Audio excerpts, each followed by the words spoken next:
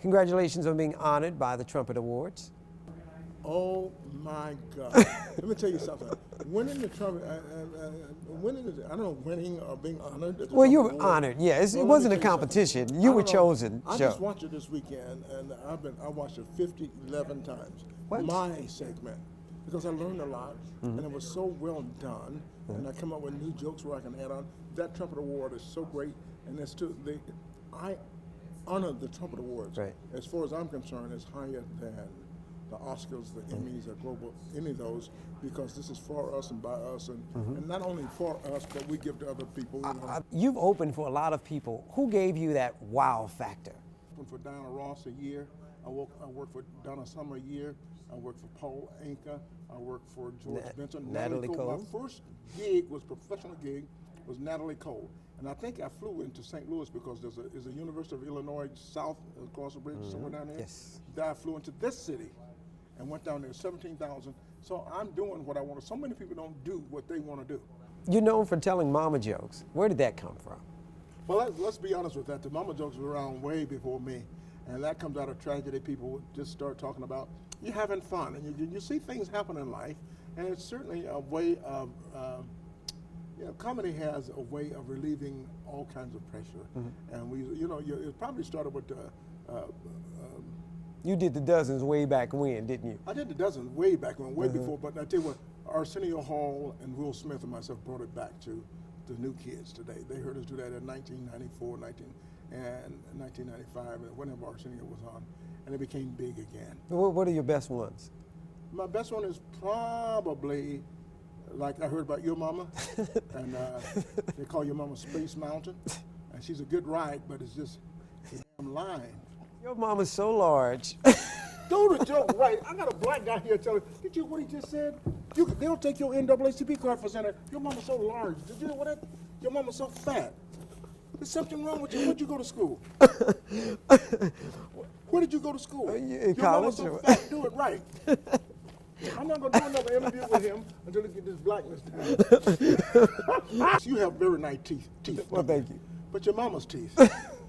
Your mama's teeth are so crooked, she has a job at Home Depot making keys. I understand you and Jerry Seinfeld are best friends. Seinfeld, that's my best friend. We met back in 1976. Okay. In a few months, we'll be best friends for 40 years. I talk to him every day. Talked to him this morning. Talked to him twice, 3 times yesterday. That seems so unlikely.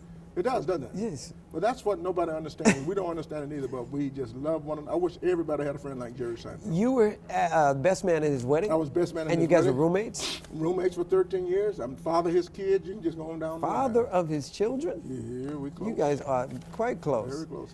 Might be the father of some of your kids. Who was it? You probably did these, these were probably tweets. I'm pulling for Cam Newton so that at least one black person gets to hold a trophy this month. Year, yeah. What is that? I'm going to tell you something America doesn't know. Nobody knows this but me. But when we all die and go to heaven or hell, we're going to find that all these games are fixed. All these professional games are fixed. And Cam didn't know this until, did you see him when he ran out on the field? He wasn't smiling. He had just received the script. He didn't smile one time during the whole game. And that's my kid. He's from Atlanta, Georgia. Fixed. They can't be Trust fixed. me, do you see what happened last year? The last two Super Bowl games, you went like, what is going on? What the guy threw it to? Everybody knows the guy can run the ball from Seattle. He's the best runner in the world for 1 yard, and we throw the pass and somebody else intercepted. Cam Newton didn't do anything. Did he score like 1 touchdown or something like that? Not 1 touchdown? There's something wrong with you. Look at me when I'm talking to you. Listen to me. So Cam, he was off the whole day, right? It was. The Super Bowl, totally. He's going like, I'm telling you, it was all fixed when he got the script. He's going, I didn't know this. And he can't tell anybody. See, you won't know this till you get to heaven. Speaking of childhood, too, you do this self-degradation thing. That's where you say things about yourself all the time.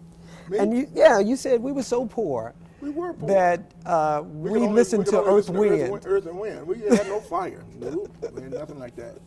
We just, my dad used to get his car fixed with just Manny Moe. And then you Only said jack we saw was for the car. There was no jack there. We were just poor. And who is Stevia? Who is that? Stevia, You know, these black people are naming kids these days like, you know, it's just crazy. They just name, they can't even spell the name. Now we got a new sugar substitute.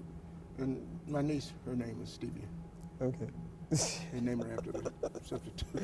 I'm sick. Black people hear anything, we'll name the kid after him. What was the name of that new disease? Ebola? You got kids named Ebola?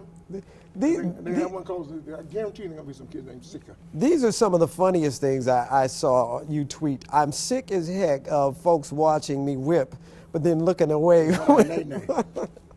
You know what, you're really correcting. I ain't never said sick heck in my life.